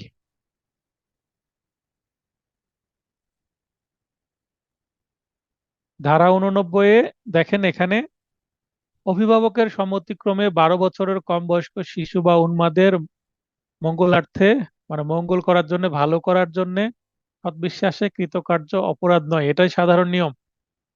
একজন ডাক্তার দেখলো যে একটা রোগী আসছে, রোগীর অভিভাবক নাই, বয়স 12 বছরের কম, একটা শিশু, অ্যাক্সিডেন্ট হয়েছে। তো অভিভাবক আসার অপেক্ষা করতে করতে শিশুটা মারা যেতে পারে। ইনস্ট্যান্ট কি করতে হবে, তাকে অপারেশন করতে হবে। তো ইনস্ট্যান্ট অপারেশন করতে গিয়ে যদি শিশুটা মারা যায়, তাহলে শিশুর অভিভাবক এসে এটা ক্লেম করতে পারবে না যে আমি তো পারমিশন দিইনি, আমি তো বন্ড সই করিনি, আপনি কেন আমার শিশুর অপারেশন করলেন। তো এরকম ক্ষেত্রে জেনারেল এক্সেপশনস এর মধ্যে পড়বে। কিন্তু তবে শর্ত হলো নিম্নলিখিত ক্ষেত্রে অত্র ধারার ব্যতিক্রম প্রযোজ্য হবে না, অর্থাৎ জেনারেল এক্সেপশনস এর মধ্যে পড়বে না এটা, অর্থাৎ তা অপরাধ হবে 4টি ক্ষেত্রে। এই যে 4টি ক্ষেত্র, এটাই প্রশ্ন করা হয়েছিল যে কয়টি ক্ষেত্রে। এই 4টি ক্ষেত্রের মধ্যে ইচ্ছাকৃতভাবে মৃত্যু ঘটানোর প্রচেষ্টা, মানে ডাক্তারের ইন্টেনশনই আছে যে এটাকে মেরে ফেলতে হবে, হয়তোবা এই বাচ্চার পরিবারের সাথে কোনো শত্রুতা আছে, অথবা যার শত্রুতা আছে তার থেকে টাকা নিয়ে আনডিউ ইনফ্লুয়েন্সের মাধ্যমে সে যদি ডাক্তার এই কাজটা করে। মৃত্যু বা গুরুতর আঘাত এড়ানো কিংবা মারাত্মক রোগ নিরাময় ব্যতীত ভিন্ন উদ্দেশ্যে মৃত্যু ঘটতে পারে জেনেও যদি কোনো কাজ করে, তাহলে গুরুতর আঘাতের এখানে বিষয় না, মৃত্যু কোনো বিষয় নেই। অর্থাৎ এখানে সেলফ ডিফেন্সে খুব বড় ধরনের স্টেপ নেওয়ার দরকার ছিল না। আবার ডাক্তার এই অপারেশনটা করার দরকার ছিল না, যেটা অপ্রয়োজনীয় ছিল। এটা করতে গিয়ে যদি রোগীকে মেরে ফেলে, বা প্রাইভেট ডিফেন্স এর উদ্দেশ্য নিয়ে যদি কেউ কাউকে মেরে ফেলে, যেখানে প্রাইভেট ডিফেন্সের কোনো স্কোপ ছিল না, মানে 100 ধারা এবং 103 ধারায় যে 6টি এবং 4টি, টোটাল 10টি ক্ষেত্রে যে সুযোগ দেওয়া হয়েছে, এর বাইরে যদি কাউকে মেরে মেরে ফেলে, সেক্ষেত্রে কিন্তু জেনারেল এক্সেপশনস এর সুবিধা পাওয়া যাবে না, প্রাইভেট ডিফেন্সের সুবিধা নেওয়া যাবে না।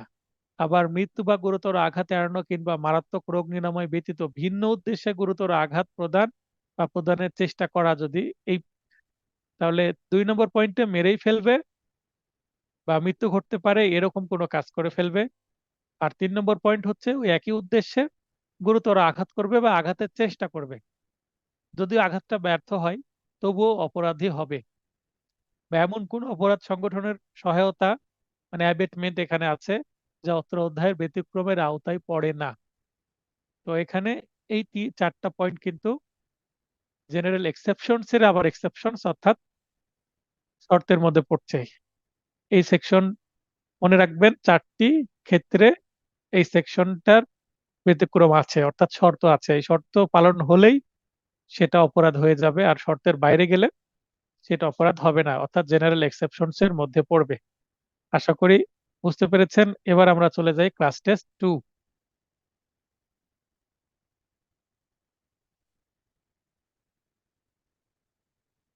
আশা করি স্ক্রিনে দেখা যাচ্ছে class test 2, answer to class test 2। এবার আমরা ক্লাস টেস্ট 2টা দেখব। 25টা প্রশ্ন আছে। এটা 107 থেকে 318 এই সেকশনের আলোকে করা হয়েছে। আর এর আগে ছিল প্রথম থেকে 106 পর্যন্ত, আর এখানে আছে 107 থেকে 118 পর্যন্ত। এই কয়েকটি সেকশন নিয়ে এই 25টা প্রশ্ন করা হয়েছে। আপনারা নম্বর কে কেমন পেয়েছেন আপনারা রেজাল্ট শিটটা দেখলে বুঝতে পারবেন। তো পড়ি, এখানে কোন কোন প্রশ্ন পড়বো একটা লিস্ট করেছি, সেই লিস্ট অনুসারে পড়ি। 1 নম্বরে আছে পেনাল কোডের কোন ধারায় অ্যাবেটমেন্ট এর সংজ্ঞা দেওয়া হয়েছে। অ্যাবেটমেন্ট 107-এ আছে, আর অ্যাবেটর আছে 108-এ। অ্যাবেটমেন্ট সংগঠনের উপাদান কয়টি? অ্যাবেটমেন্টের উপাদান 3টি। 107 ধারা দেখলেই বুঝতে পারবেন, ব্যাখ্যা দেওয়ার কিছু নেই, জাস্ট স্মরণ করে দিলাম। এটা একটু ব্যাখ্যা করার দরকার আছে। এ বি কে সি এর ঘর পোড়ানোর জন্য পরিচিত করে, তাহলে সি এর একটা ঘর আছে। এ বলছে বি কে, আবুল বলছে বাবুলকে যে এই সি নামে যে ব্যক্তি আছে কল্লোল, আবুল বাবুলকে বলল কল্লোলের ঘর পুড়িয়ে দিতে। এবার বাবুল কল্লোলের ঘরে আগুন দিল এবং সেই সাথে কল্লোলের ঘরে চুরিও করলো। এই ক্ষেত্রে এর কি অপরাধ, বি এর কি অপরাধ সেটা কিন্তু প্রশ্ন করা হয়নি। বি এর অপরাধ দুইটা। বি কি করেছে, এর কথা মতো সি এর ঘরে আগুনও দিয়েছে, আবার চুরিও করেছে। তাহলে চুরি করার কথা কিন্তু এ বলেনি। তাহলে এ কি করতে বলেছিল? এ করতে বলেছিল যে ঘর পোড়ানো, অর্থাৎ সি এর ঘরে আগুন দিতে বলেছিল। তাহলে এতে কি আছে, ক অপশনে কি আছে, ঘর পোড়াতে প্ররোচনার জন্য দায়ী হবে। তাহলে পরিচিত করেছিল ঘর পোড়াতে, জাস্ট এই ক অপশনে উত্তর হবে। খ অপশনে কি আছে, চুরি এবং ঘর পোড়াতে প্ররোচনা, তাহলে চুরির জন্য তো বলেনি এ, তাহলে এ কে চুরির জন্য দায়ী করা যায় না। বি কে চুরি এবং ঘর পোড়ানো উভয়ের জন্য দায়ী করা যাবে। 111 ধারা যদি পড়েন, অ্যাবেটমেন্টের একটা অংশ। অ্যাবেটমেন্ট কিন্তু 109 থেকে 107 থেকে শুরু করে বেশ কয়েকটা সেকশন আছে, আপনারা 119 পর্যন্ত যাবে সেকশনগুলো। তারপর মৃত্যুদণ্ড বা যাবজ্জীবন কারাদণ্ডে দণ্ডনীয় অপরাধে প্রযোজনা শাস্তি কি হবে যদি অপরাধটি সংঘটিত হয় বা ভিন্ন অপরাধ হয়, অর্থাৎ ওই অপরাধটি হলো অথবা ভিন্ন কিছু হলো। মৃত্যুদণ্ড বা যাবজ্জীবন কারাদণ্ডে দণ্ডনীয় অপরাধ, কাউকে খুন করতে গেছে বা রেপ করতে গেছে এরকম অপরাধ, সেটার শাস্তি কি হবে যদি খুন করতে যে খুন হয়ে গেছে, অথবা গুরুতর আঘাত হয়েছে, অথবা সাধারণ আঘাত হয়েছে। খুনটা আলটিমেটলি নাও হলে কিছু না কিছু যদি ঘটে, অর্থাৎ অপরাধ হালকা বা লঘু বা গুরুতর কিছু একটা যদি হয়, হালকা পাতলা অপরাধ হলেও সেটা অপরাধ হবে। সেক্ষেত্রে সাজা কত সেকশনে আছে? 115। এটাও অ্যাবেটমেন্টেরই একটা অংশ। এটা হবে ঘ অনূর্ধ্ব 14 বছর যে কোনো বর্ণনার কারাদণ্ড। যে কোনো বর্ণনার কারাদণ্ড বলতে কি বোঝায়, কেউ বলতে পারবেন?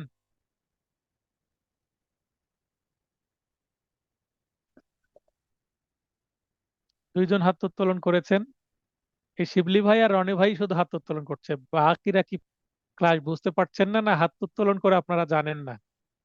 কেউ যদি হাত উত্তোলন করা জানেন না, সেক্ষেত্রে আপনারা দেখবেন মোবাইল ফোনে রেজ হ্যান্ডের অপশনগুলো রিয়াকশন বলে একটা বাটন আছে, দেখেন মোবাইল ফোনে রিয়াকশন বাটন আছে।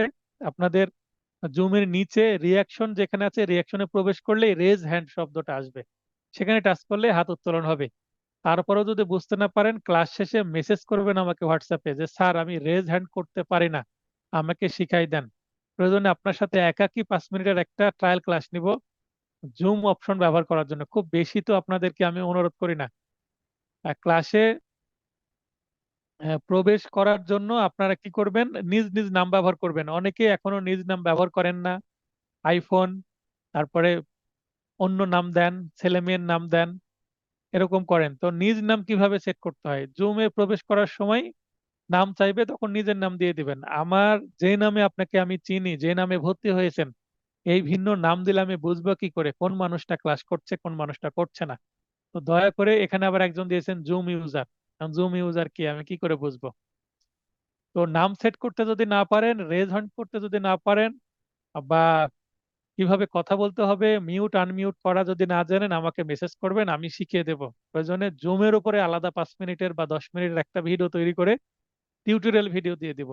তারপরও আপনারা অবশ্যই আমাকে ফিডব্যাক দেন প্লিজ। আচ্ছা, শিবলি ভাই বলেন, যে যে কোনো বর্ণনার কারদণ্ড বলতে কি বোঝায়? এটা হচ্ছে সশ্রম কিনা বিনাশ্রম সেটা বলা হচ্ছে। আবার যদি সশ্রম না কারণ বিনাশ্রম কোনটা হবে? যে কোনো বর্ণনা বলতে সশ্রম না বিনাশ্রম কোনটিকে বোঝায়? এটা হচ্ছে সশ্রম, সশ্রম হবে সশ্রম, এবং সময় কত সময়ের মধ্যে, এটা কত সময়ের জন্য কারাদণ্ড দেওয়া হচ্ছে সেটা বর্ণনা থাকে আর কি। তাহলে যে কোনো বর্ণনার কারদণ্ড বলতে কারদণ্ডের মেয়াদকে বোঝাচ্ছে, আপনি সেটা বোঝাচ্ছেন? কারণের মেয়াদ। না না, এটা সশ্রম বিনাশ্রম কিনা এটা বোঝানো হচ্ছে আর কি। এখানে আচ্ছা, রনি আপুকে লাইনে আসার সুযোগ দিই। উনি টেক্সটে কি যেন আবার লিখছেন। রনি আপু বলেন, যে কোনো বর্ণনার কারদণ্ড এর অর্থ কি অ্যাকচুয়ালি? সশ্রম অথবা বিনাশ্রম, সাথে আচ্ছা, অর্থদণ্ড। না, সাথে অর্থদণ্ড বলা যাবে না। আমার শুধু প্রশ্ন হচ্ছে সশ্রম, যে, হ্যাঁ, যে কোনো বর্ণনার কারদণ্ড শব্দের অর্থ কি? তো যে কোনো বর্ণনার কারদণ্ড বলতে, বর্ণনা বলতে কি বোঝায়? সশ্রম বা হয় সশ্রম সশ্রম অথবা বা বিনাশ্রম। বিনাশ্রম, অর্থাৎ অথবা বিনাশ্রম। হ্যাঁ, কারাদণ্ডের কেমন কারাদণ্ড হবে, সেটা সশ্রম হবে না বিনাশ্রম হবে, সেটাকে বলে যে কোনো বর্ণনার কারাদণ্ড। যে তাহলে যে কোনো কোনো বর্ণনা। বর্ণনার কারাদণ্ডের অর্থ হচ্ছে হয় সশ্রম না হয় বিনাশ্রম, সশ্রম অথবা বিনাশ্রম, অর্থাৎ সিম্পল অর রিগোরাস। এটাকে বলে যে কোনো বর্ণনার কারদণ্ড। যে কোনো বর্ণনার কারদণ্ড এর ইংরেজি কি কে বলতে পারবেন? যে কোনো বর্ণনার এটার ইংরেজি কি? এটা এটা ঈদের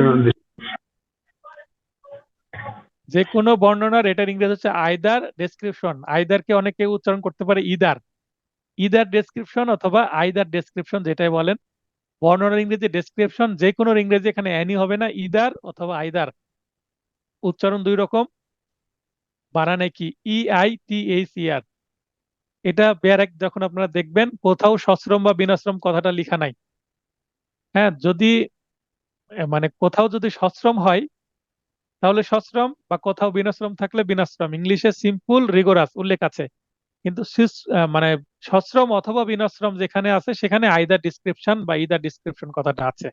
ইদার ডিসক্রিপশন মানে সশ্রম অথবা বিনাশ্রম, অর্থাৎ সিম্পল আর রিগোরাস, বাংলায় যে কোনো বর্ণনার। যখন আপনারা রিটেনের পরীক্ষা দিবেন তখন এই ভাষাগুলো কাজে লাগবে। অতএব বুঝে উত্তর লিখবেন, না বুঝে উত্তর লিখবেন না। এর 4-এর পরে সরাসরি চলে যাব 8 নম্বর। মাঝখানের গুলো আপনারা জানেন, বোঝানোর কিছু নাই। কয়টি ক্ষেত্রে একটি সমাবেশ বেআইনি হয়ে উঠতে পারে? 5টি ক্ষেত্রে। 5 বা তার অধিক ব্যক্তি কর্তৃক যদি কোনো সমাবেশ হয় তাহলে সেটা বেআইনি হয়ে উঠতে পারে। 4 জন মিলে বেআইনি সমাবেশ করলেও সেটা বেআইনি সমাবেশ হবে না। মিনিমাম 5 জন সদস্য হতে হবে। তাহলে এখানে সদস্য সংখ্যাও 5, আবার এখানে কয়টি ক্ষেত্রে, অর্থাৎ ক্ষেত্রও 5টি, সিচুয়েশনও 5। তাহলে 5-এ 5 মনে রাখবেন, 141 ধারা। 9 নম্বর, দাঙ্গা বা রায়োটিং ও বেআইনি সমাবেশ অর্থাৎ আনলফুল অ্যাসেম্বলি এর মধ্যে পার্থক্য সৃষ্টিকারী যে এলিমেন্ট বা উপাদান কোনটি? এই দুইটার মধ্যে এলিমেন্ট হচ্ছে ফোর্স অর ভায়োলেন্স। ইংলিশ পার্টটা যদি দেখেন, ফোর্স অ্যান্ড ভায়োলেন্স না, হয় ফোর্স অথবা ভায়োলেন্স, যে কোনো একটি, উভয়টি না। উভয়টি হলে গ উত্তর হতো ফোর্স অ্যান্ড ভায়োলেন্স। বের একটা ফোর্স অর ভায়োলেন্স আছে, অর্থাৎ এখানে বল প্রয়োগের বিষয় আছে অথবা ভায়োলেন্স বা সহিংসতা। হয় বল প্রয়োগের বিষয় থাকবে অথবা সহিংসতার বিষয় থাকবে, তাহলেই সেই সমাবেশটি আর বেআইনি সমাবেশ থাকবে না, সেটা দাঙ্গা বা রায়োটিং এ পরিণত হবে। 146-এ আছে।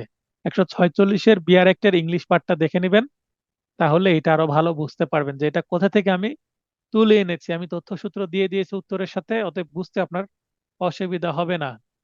সেই অনুসারে আপনি এই সেকশনটা একটু চেক করলেই আপনি বুঝতে পারবেন যে হ্যাঁ, এটা কোথায় থেকে আমি প্রশ্নটাকে তুলে এনেছি। তারপরে প্রথমে শূন্যস্থান, তারপরে of unlawful assembly, guilty of offence committed in prosecution of common object, অর্থাৎ এখানে কি হবে। এখানে আছে each member, every member, any member, all member, সবগুলো ইংরেজি যে ল্যাঙ্গুয়েজ, ইংরেজি গ্রামার অনুসারে ইস, এভরি, অ্যানি, অল কাছাকাছি আনসার, তাই আপনার অপশনগুলো কিন্তু বেশ কনফিউশন তৈরি করবে যদি না আপনার 149 ধারার যে ইংলিশ পার্ট সেটা আপনার জানা থাকে। এখানে এভরি মেম্বার কথাটা লেখা আছে, এভরি মেম্বার, অর্থাৎ এভরি যুক্ত যে সেন্টেন্স সেটাই হবে উত্তর। এভরি যুক্ত অপশনটাই উত্তর হবে, উত্তর হবে খ এভরি। ইজ দিলে হবে না, অ্যানি দিলে হবে না, অল দিলেও হবে না, যদিও এভরি এবং অল দুইটা সিনোনিমাস, দুইটার অর্থ একই। তাহলে কেউ যদি আনলফুল অ্যাসেম্বলির সদস্য হয় সবাই একইভাবে অভিযুক্ত হবে, এটা এখানে বলা হয়েছে। 11, মারামারি বা অ্যাফ্রে সংগঠনের শাস্তি কোনটি? মারামারি বা অ্যাফ্রে সংগঠনের শাস্তি দেওয়া আছে 160 ধারায়। অনূর্ধ্ব 1 মাস সশ্রম বা বিনাশ্রম কারাদণ্ড, এখানে সশ্রম বা বিনাশ্রম দিয়েছি, এখানে সশ্রম বা বিনাশ্রমের পরিবর্তে যে কোনো বর্ণনার কারাদণ্ড কথাটা লেখা যেত, বা 100 টাকা অর্থদণ্ড বা উভয় দণ্ড। তার মানে এখানে শুধুমাত্র 100 টাকা ফাইন করতে পারে, অথবা 1 মাসের বিনাশ্রম কারাদণ্ড দিতে পারে, অথবা 1 মাসের সশ্রম কারাদণ্ড দিতে পারে। এখন এখানে সশ্রম না বিনাশ্রম দিবে, মামলার পরিস্থিতি কেমন, অপরাধ করেছে, অ্যাফ্রেটার পরিস্থিতি কেমন ছিল, কোন পরিস্থিতিতে করেছে সেটা দেখবে, এবং আসামির বয়স কেমন, আসামি ইয়ং, সামর্থ্য না খুব বেশি বয়স সেটা দেখবে। যদি খুব বেশি বয়স হয় নিশ্চয়ই বিনাশ্রম দিবে, সশ্রম দিবে না, অথবা অর্থদণ্ড দিয়ে ছেড়ে দিবে। তাহলে এখানে গতে আছে হুবহু বেয়ার একটা দেখলে পাবেন, এটা আপনাকে মুখস্থ করা ছাড়া কোনো উপায় নেই। সাজা কত ধারায় কি আছে এটা মুখস্থ করা ছাড়া উপায় নেই, বারবার পড়লে আপনার মনে থাকবে। তবে একটা সেন্স তৈরি হবে যে কোন অপরাধের জন্য কেমন সাজা হবে। বড় অপরাধ বেশি সাজা, কম অপরাধ কম সাজা। অর্থ রিলেটেড বিষয়, তাহলে আপনাকে অর্থদণ্ড মাস্ট করে দিবে, বিশেষ করে 7 বছরের পরে অর্থদণ্ড মাস্ট হয়ে যায়, মানে অবশ্যই অর্থদণ্ড দিবে। আর ছোট ছোট অপরাধ এখানে অর্থদণ্ডের পরিমাণটা কম বেশি দেওয়া আছে, 100, 500, 1000 এরকম। 12, কোনো ব্যক্তি সরকারি কর্মকর্তাকে ঘুষ দিয়ে কোনো কাজ করিয়ে দেওয়ার উদ্দেশ্যে ঘুষ গ্রহণ করলে, মনে করেন একটা সাধারণ ব্যক্তি, আমরা যেটাকে বলি টাউট, দালাল বা ব্রোকার, সে বলছে যে অমুক সরকারি কর্মকর্তা কি হয়, আমার দুলাভাই হয়, তো তুমি যদি আমাকে 10 লক্ষ টাকা দাও, আমার দুলাভাইকে বলে কাজটা খুব সহজে আমি করে দিতে পারবো, তাহলে এটা দালালি করা হচ্ছে। তাহলে ওই কর্মকর্তার শালার হাতে টাকা দিল, শালা দুলাভাইকে টাকার একটা অংশ দিবে আর নিজে কিছুটা খাবে, সে কাজটা করিয়ে দিবে। তো এই যে সরকারি কর্মকর্তার নাম ভাঙিয়ে যে টাকাটা নিল, এটা কি অপরাধ হবে? হ্যাঁ অপরাধ হবে। কত ধারায় হবে? 162 ধারায়। উত্তর হবে গ। এটা জুডিশিয়ারি 2018 সালের প্রশ্ন, গুরুত্বপূর্ণ প্রশ্ন, এটা রিপিট হতে পারে। নিম্নের কোন অপরাধের শাস্তি শুধু অর্থদণ্ড? 2022 সালের প্রশ্ন। এখানে 171 ইতে আছে আপ্যায়নের মাধ্যমে ঘুষ প্রদান। আপ্যায়নের ইংরেজি কে বলতে পারবেন? আপ্যায়নের ইংরেজি কি? আমরা এটা কিন্তু খুব ব্যবহার করি, বাংলার থেকে ইংরেজি বেশি ব্যবহার করি বাস্তবে, বন্ধুদের মধ্যে এই শব্দটা বেশি প্রচলিত আছে। আপ্যায়নের মাধ্যমে ঘুষ প্রদানে আপ্যায়নের ইংরেজি কি আমার প্রশ্ন। হ্যাঁ শিবলি ভাই বলেন। এন্টারটেইনমেন্ট আপ্যায়ন করা। তো এখানে এন্টারটেইনিং হতে পারে, আরেকটা কি আছে, আরেকটা হচ্ছে ট্রিট দেওয়া। আমরা বলি না, ভালো রেজাল্ট করলে দোস্ত ট্রিট দিলা না, তারপরে আপনি অ্যাডভোকেট হবেন, দোয়া করি এবার হয়ে যান। আপনার ফ্রেন্ড সার্কেল, বন্ধু বান্ধব, পরিবার বলবে ট্রিট দাও, খাওয়া দাওয়া করাও, আপ্যায়ন করাও, মিষ্টি অন্তত খাওয়াতে হবে, সিনিয়রকে খাওয়াতে হবে, এটাকে বলে ট্রিট দেওয়া বা আপ্যায়ন করা। তো ট্রিট বা এন্টারটেইনিং এরকম শব্দ ইউজ আসতে পারে বাংলার পরিবর্তে, সেটাও আপনাকে সতর্ক হয়ে উত্তর করতে হবে। ইংলিশ অপশন ব্যবহার করলেও যেন পারেন। তারপরে 14 নম্বর, জুডিশিয়ারি 23 সালের প্রশ্ন। কোনো ব্যক্তি পুলিশ অফিসারের গ্রেপ্তার কাজে সহায়তা করতে অস্বীকার করে, তিনি এর কোন পেনাল কোড এর, এখানে পেনাল কোড শব্দটা ছুটে গেছে, পেনাল কোড এর কোন ধারায় শাস্তিযোগ্য অপরাধ করেছে বলে গণ্য হবেন? জুডিশিয়ারি 23-এর প্রশ্ন, একেবারে রিসেন্ট প্রশ্ন। এখানে 186, মানে পুলিশ একজনকে অ্যারেস্ট করতে আসছে, আপনার সামনে দিয়ে সেই অপরাধী পালিয়ে যাচ্ছে, পুলিশ বলল ভাই ওকে ধরেন, সে অপরাধী। বলছে ভাই ধরেন, সে অপরাধী, আপনি ধরলেনও না, পুলিশকে সহযোগিতা করলেন না, তাহলে 196 ধারায় 86 ধারাতে আপনি অপরাধ করলেন, কারণ পুলিশকে আপনি সহযোগিতা করলেন না, বা আপনি অস্বীকার করলেন না আমি পারবো না, ধরবো না, যেখানে আপনার ধরার সুযোগ ছিল। তারপরে দ্য পেনাল কোড এর, হ্যাঁ রনি আপু বলেন কি বলবেন। স্যার আপনি অপশন উত্তর ক দিয়েছেন, আবার হচ্ছে ধারা খর ধারাটা 187, তাই কোনটা সঠিক হবে একটু কনফিউজড হয়ে গেছি। এখানে তো আমিও এখন কনফিউজড হয়ে গেলাম, ক্লাস শেষে আমি, উত্তরের ধারা 187। হ্যাঁ এখানে ধারা 187 আছে আর আমি আবার এখানে ক দিয়ে আছে, তাহলে 14 নম্বর প্রশ্ন নিয়ে অপশন নিয়ে প্রবলেম হলো। এটা আমি ক্লাস শেষে আলোচনা করে দিই, মানে ক্লাস শেষে আমি গ্রুপে দিয়ে দিচ্ছি, হ্যাঁ জি স্যার, থ্যাংক যেহেতু, ইউ। হ্যাঁ আমি চেক করে দিয়ে দেবো, কারণ যেহেতু এখানে ভুল হয়ে আছে, হয় অপশন ভুল না হলে ধারা ভুল, যে কোনো একটা ভুল হয়ে আছে এখানে। যেহেতু এটা আগে করা ছিল, ওই সময় মনে হয় সংশোধন করে দিয়েছিলাম, আপনারা ঈদের আগে যেহেতু, বা এটা প্রথম দিকের ক্লাস, মিস হতে স্যার পারে। এটা আমি নোটটা দেখতেছি স্যার, 187তেই এইটা লেখা, সরকারি কর্মচারীকে কর্তব্য পালনে সাহায্য না করার শাস্তি, অপরাধীকে গ্রেফতারকালে সরকারি কর্মচারীকে সাহায্য না করা, এটা 187 ধারা। আপনার তাহলে নোটে একশো হয়ে গেল, সলভ হয়ে গেল। ছিয়াশিটা নাই। তো তাহলে 187 সলভ হয়ে গেল। এখানে উত্তর হবে তাহলে তাহলে উত্তর খ, খ। জি উত্তর খ স্যার। 187, জাস্ট এখানে ক আছে, এইটা সংশোধন করে আমি আবার গ্রুপে দিয়ে দিবনি এই পিডিএফটা। ধন্যবাদ রনি আপু, এভাবে একটু ফিডব্যাক দিবেন। এই যে সিম্পল একটা মিস্টেক হয়ে আছে, আর সব ধারাগুলো আমি একা মানুষ তো সব মনে থাকবে না, আর আমি তো নোট তৈরি করেছি দেখে, আমাকে তো আর মুখস্থ করতে হচ্ছে না, আর আমি তো পরীক্ষা দিব না যে আমার ধারা মুখস্থ করার জন্য এত প্যারা নিতে হবে, আমি দেখে দেখে প্রশ্ন করব, আপনারা মুখস্থ করবেন। দ্য পেনাল কোড এর 230 ধারার বিধান মতে কোনটি কয়েন? তো কয়েন এখানে দেখেন, ফারুখাবাদ, এটা কিন্তু একটা কয়েন। ফারুখাবাদ বলতে ওই আমলে যে কয়েন বা মুদ্রা ব্যবহৃত হতো সেটাকে ফারুকাবাদ বলা হতো। এটা 230-এ আছে, প্রশ্নের মধ্যে 230 উল্লেখ আছে।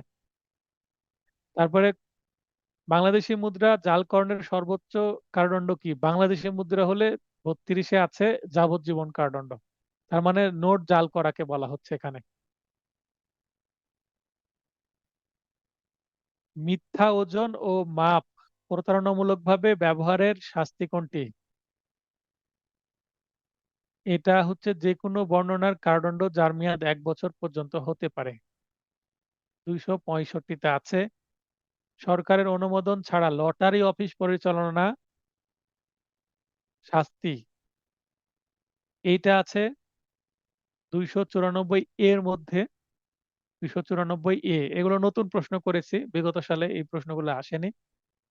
যেমন 22 সালে 171 হচ্ছে এই যে আপ্যায়নের মাধ্যমে ঘুষ দিলে সেটা অর্থদণ্ডের বিষয়, এইটা কিন্তু নজর দিয়েছে।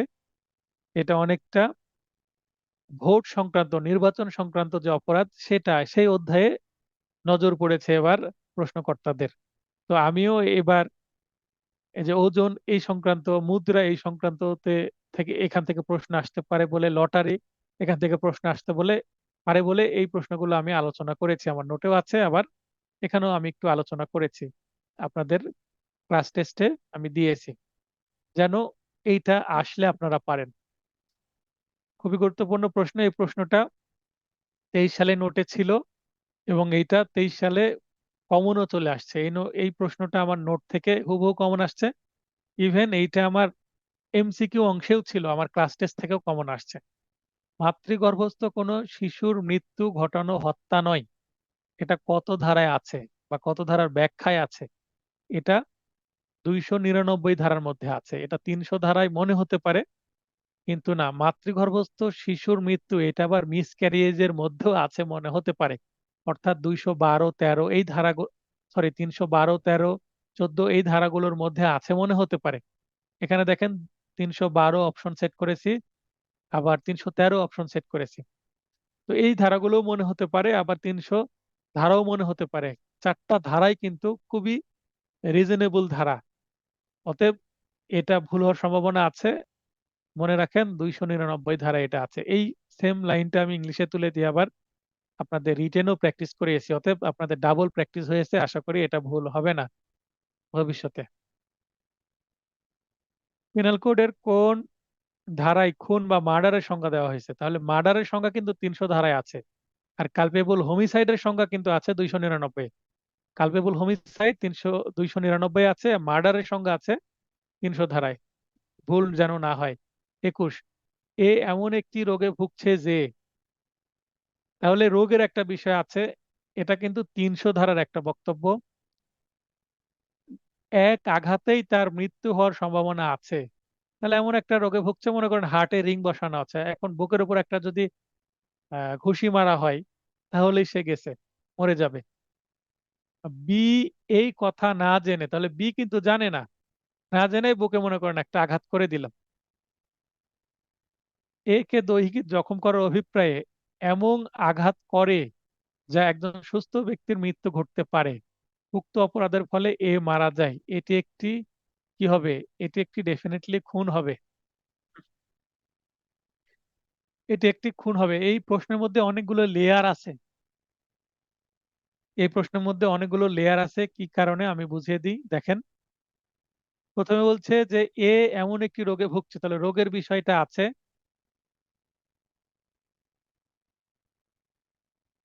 আবার বলছে এক আঘাতেই তার মৃত্যু হওয়ার সম্ভাবনা আছে, এইটা হচ্ছে 2 নম্বর পয়েন্ট। 3 নম্বর পয়েন্ট হচ্ছে বি এই কথা জেনে, তার মানে বি এ যে রোগে ভুগছে সেটা জানতো। তারপরে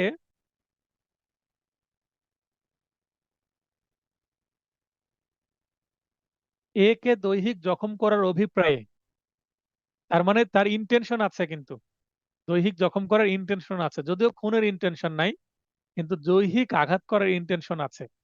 এটা একটা বিষয়। তাহলে বি এই কথা না জেনে, সরি, বি এ কথা না জেনে লেখা আছে। তারপরে এ কে দৈহিক জখম করার অভিপ্রায়, এটা একটা পয়েন্ট। তারপরে আবার কি পয়েন্ট আছে? এমন আঘাত করে, এমন আঘাত করে, তাহলে আঘাত এমন করেছে যেইটা খুবই, এই প্রশ্নের সবচেয়ে গুরুত্বপূর্ণ লাইন হচ্ছে একজন সুস্থ ব্যক্তির মৃত্যু ঘটতে পারে। এই যে লাল চিহ্নিত বা লাল যে আমি আন্ডারলাইন করলাম যে একজন সুস্থ ব্যক্তির মৃত্যু ঘটতে পারে, এই কথা দিয়ে, এই কথার মাধ্যমেই কিন্তু পুরো প্রশ্নের আগের যে তথ্যগুলো আছে, হলুদ, সবুজ এবং নীল এবং কমলা দিয়ে যেগুলো আমি হাইলাইট করেছি, সবগুলোই ভ্যানিশ হয়ে গেল। তাহলে এইটাই সবচেয়ে গুরুত্বপূর্ণ শব্দগুলো হচ্ছে, যেখানে লাল হাইলাইট করেছে, একজন সুস্থ ব্যক্তির মৃত্যু ঘটতে পারে এমন আঘাত করেছে। তাহলে তাই সে রোগে ভুগছে কিনা সেটা ম্যাটার না, এটা এক আঘাতেই মরে যাবে কিনা সেটা ম্যাটার না, বি এটা জেনে জানতো কিনা সেটাও ম্যাটার না। তাহলে এমন আঘাত করেছে সুস্থ ব্যক্তি মারা যেতে পারে, তাহলে 300 ধারা অনুসারে সেটা ডেফিনেটলি কি হবে? খুন হবে। তাহলে উত্তর হবে কি? খুন। তাহলে এই প্রশ্নটা যদি একজন সুস্থ ব্যক্তির মৃত্যু ঘটতে পারে এই লাইনটা যদি না থাকতো, তাহলে কিন্তু খুন অপশন হতো না, উত্তর অন্য কিছু হতো। এগুলো বুঝে উত্তর করবেন। খুন বলে গণ্য হওয়া দণ্ডনীয় নরহত্যা এবং খুন বলে গণ্য না হওয়া দণ্ডনীয় নরহত্যা, অর্থাৎ culpable homicide is murder, culpable homicide is not murder, এই দুইটি কথা বলা হচ্ছে। এর মধ্যে মুখ্য পার্থক্যকারী উপাদান কোনটি? তার মানে কালপেবল হোমিসাইড অ্যান্ড মার্ডার, এই দুইটার মধ্যে মূল পার্থক্য কি? মূল পার্থক্য হচ্ছে ইচ্ছা তার ছিল কিনা খুন করার, সেইটা। গ, খুনের অভিপ্রায় মানে খুনের ইচ্ছা, ইন্টেনশন ফর মার্ডার।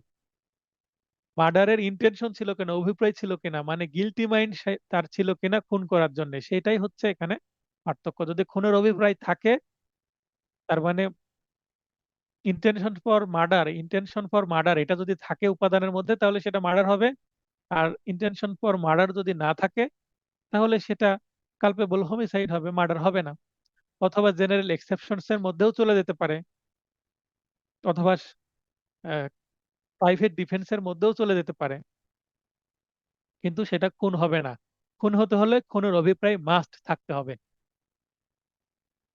আত্মরক্ষায় সহায়তাকারী ব্যক্তি দণ্ডপ্রাপ্ত হবে যদি আত্মহত্যাকারীর বয়স হয়। এখানে খুবই গুরুত্বপূর্ণ একটা বিষয়, যেটা অরেঞ্জ হাইলাইট করছি, যদি আত্মহত্যাকারীর বয়স হয়। প্রশ্ন এখানে দুইটা পয়েন্ট এখানে আছে। আত্মহত্যায় সহায়তাকারী ব্যক্তি দণ্ডপ্রাপ্ত হবে মানে একজন আত্মহত্যা করছে আর আরেকজন তাকে সহায়তা করছে, মানে অ্যাবেটমেন্ট দিচ্ছে। Abetment for commit suicide, abetment for committing suicide.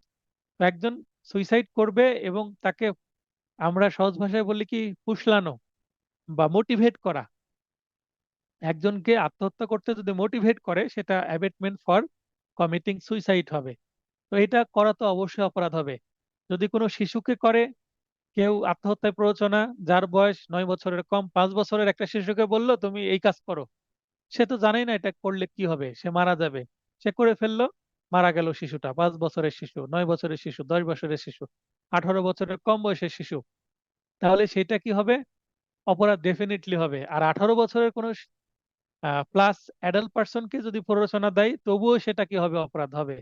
আবার যদি কোনো মানসিক প্রতিবন্ধী, কোনো ইনস্যান বা ইডিয়ট পার্সনকেও আত্মহত্যায় প্ররোচনা দেওয়া হয়, মোটিভেট করা হয় আত্মহত্যা করার জন্য, তবুও অপরাধ হবে। তার মানে irrespective to the age of victim, তার মানে ভিকটিমের বয়স এখানে বিবেচনায় নেওয়ার কোনো সুযোগ নাই। এখানে বিবেচ্য বিষয় না। ভিকটিমের বয়স কত হবে প্রশ্নে জানতে চেয়েছে, আত্মহত্যাকারীর বয়স হয় কত হয়? 18 বছরের কম, 18 বছরের বেশি, তার মানে শিশু হোক বা অ্যাডাল্ট হোক বা অনূন্য 18 বছর, যেটাই হোক না কেন, কোনো অপশনে উত্তর হবে না, উত্তর হবে কোনোটি নয়। কেন কোনোটি নয়? কারণ এখানে বয়সটা কোনো ম্যাটারই না, সবগুলোই। এখানে যদি উত্তর হয় সবগুলো, তবুও সবগুলোই উত্তর হবে, কারণ এই প্রতিটা উত্তরই সঠিক। আবার যদি বলি এই কোনো উত্তরই সঠিক নয়, কোন সেন্সে? কারণ বয়সটা এখানে বিবেচ্য বিষয় না। যে কোনো ব্যক্তি আত্মহত্যা করলে যে তাকে প্ররোচনা দিবে তার শাস্তি হবেই, এটা কনফার্ম। তাই এখানে বয়সটা কোনো ফ্যাক্ট না, বয়সটা বিবেচ্য বিষয় না, বয়সটা বিবেচনা নিবে না। তাই প্রতিটা অপশনে কিন্তু বয়সের কথা বলা হয়েছে, তাই কোনো অপশনে উত্তর না। এই অপশনে যদি কোনোটি নয় না দিয়ে সব কয়টি বা সবগুলো, তবু সেটা উত্তর হতো, ঘয় উত্তর হতো। ঘয় যদি লিখতো এখানে বয়স বিবেচ্য বিষয় নয়, তবুও উত্তর ঘয় হতো। তাহলে আপনারা একটু নোট করে নেবেন যে ঘ কোনোটি নয় তবু এটা উত্তর, সবগুলো তবু এটা উত্তর, অথবা বয়স বিবেচ্য বিষয় নয়, বা ভিকটিমের বয়স বিবেচ্য বিষয় নয়, বা আত্মহত্যাকারীর বয়স বিবেচ্য বিষয় নয়, তবু এটা উত্তর। এটা নিয়ে এত কথা বলার কারণ হচ্ছে এইটা আমি ক্লাস করানোর সময় বেশ কয়েকজনকে বুঝিয়েছি। ইভেন আমি আলাদাভাবে যারা মানে টপ র্যাঙ্কিং স্টুডেন্ট ক্লাস টেস্টে, তাদেরকেও আলাদাভাবে বোঝাতে হয়েছে আমাকে বারবার। আশা করি তারা মনে করতে পারছেন স্মৃতিগুলো, যে আমি কিভাবে তাদেরকে বুঝিয়েছি। বেশ কয়েকজনকে, 10-20 জনকে আমি বুঝিয়েছি এটা আলাদাভাবে। এই কারণে এটা নিয়ে একটু সময় নিলাম, একটু বুঝিয়ে দিলাম। তারপরেও যদি কারো কনফিউশন থাকে, মেসেজ করে আমাকে অ্যালার্ট করবেন, আমি সেটাকে আপনাদেরকে আলাদাভাবে বুঝিয়ে দেব। প্রয়োজনে আমি হোয়াইট বোর্ডে চলে যাব বোঝানোর জন্য। 24, অ্যাটেম্প টু কমিট সুইসাইড, অপরাধটির কারাদণ্ডের প্রকৃতি কেমন হবে? সিম্পল মানে সাধারণ, অর্থাৎ এর বাংলা যদিও সাধারণ, কিন্তু আইনে সিম্পলের বাংলা হচ্ছে বিনাশ্রম কারাদণ্ড। আর সশ্রম কারাদণ্ডের ইংলিশ হচ্ছে রিগোরাস কারাদণ্ড, রিগোরাস ইমপ্রাইজনমেন্ট। আর আইদার ডিসক্রিপশনে, যে এখানে এর আগে কথা হলো আইদার ডিসক্রিপশন, এখানে আছে। যে কোনো বর্ণনাতে, যে কোনো বর্ণনা অ্যাটেম্প টু কমিট সুইসাইড এটা আছে 309 ধারায়। তো 309 ধারায় এটা সব সময় কি হবে, সিম্পল বা বিনাশ্রম। তাহলে এখানে সিম্পল বা বিনাশ্রম কারাদণ্ড, এটা মনে রাখবেন, ধারা 309। এরপরে পড়ব ঠগ। ঠগ এর বাংলা হচ্ছে ঠগ। অপরাধটির জন্য নির্ধারিত সাজা কোনটি? এইটা আছে 311 ধারায়। 311 ধারাতে এই ঠগের ডেফিনেশনও দেওয়া আছে, আবার সাজাও দেওয়া আছে। তো এটা উত্তর হবে গ, ইমপ্রাইজনমেন্ট ফর লাইফ অ্যান্ড ফাইন। একমাত্র সাজা, সর্বনিম্ন সাজা, সর্বোচ্চ সাজা। 311-তে এবং 303 এই দুইটা সেকশনে কিন্তু একটাই সাজা হয়, এটাই সর্বনিম্ন, এটাই সর্বোচ্চ, একমাত্র এটাই 303 এবং 311। তো এই ছিল আজকের আলোচনা। আশা করি কারো প্রবলেম নেই। প্রবলেম থাকলে মেসেজ করবেন। 2 মিনিট ক্লাস হবে, আর যদি কোনো প্রশ্ন থাকে হাত উত্তোলন করে এই 2 মিনিটের মধ্যে প্রশ্ন করতে পারেন।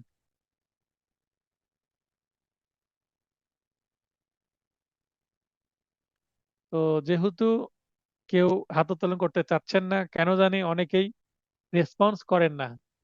আপনারা কি হাই স্কুল, কলেজ, ইউনিভার্সিটি বা ল কলেজ লাইফেও কি এরকম নীরব বসে থাকতেন, ক্লাসে রেসপন্স করতেন না, ফিডব্যাক দিতেন না? আশা করব একটু ফিডব্যাক দিবেন, বা মনের যে জগৎ সেটাকে একটু আইনের মধ্যে নিয়ে আসার চেষ্টা করবেন, আইনময় করবেন, ভাববেন, বাস্তবের সাথে রিলেট করার চেষ্টা করবেন, এবং নতুন নতুন প্রশ্ন মনের মধ্যে নিয়ে আসবেন। প্রশ্ন বানাবেন দিয়ে আমাকে কনফিউজ করবেন, এমন একটা সিচুয়েশন আমার কাছে তুলে ধরবেন যে স্যার এরকম হলে কি হতে পারে। তাহলে আপনি বুঝবো যে হ্যাঁ, আইন নিয়ে ভাবছেন, ধারা নিয়ে ভাবছেন, ডেফিনেশন, এলিমেন্ট, ইলাস্ট্রেশন এগুলো নিয়ে ভাবছেন। যে আপনাকে নতুন নতুন উদাহরণ তৈরি করতে হবে যে এরকম সিচুয়েশন হলে অপরাধটা কি হবে বা সাজা কি হতে পারে। আইনের ভুল বের করার চেষ্টা করবেন, আইনের ফাঁক ফোকর যদি বের করার চেষ্টা করতে পারেন তাহলে ভালো লয়ার হতে পারবেন, বিশেষ করে ডিফেন্স লয়ার। কারণ ডিফেন্স লয়ারের কাজই হচ্ছে আইনের ফাঁক ফোকর দিয়ে আসামিকে বের করে নিয়ে আসা, আসামিকে বেল করানো, আসামিকে খালাস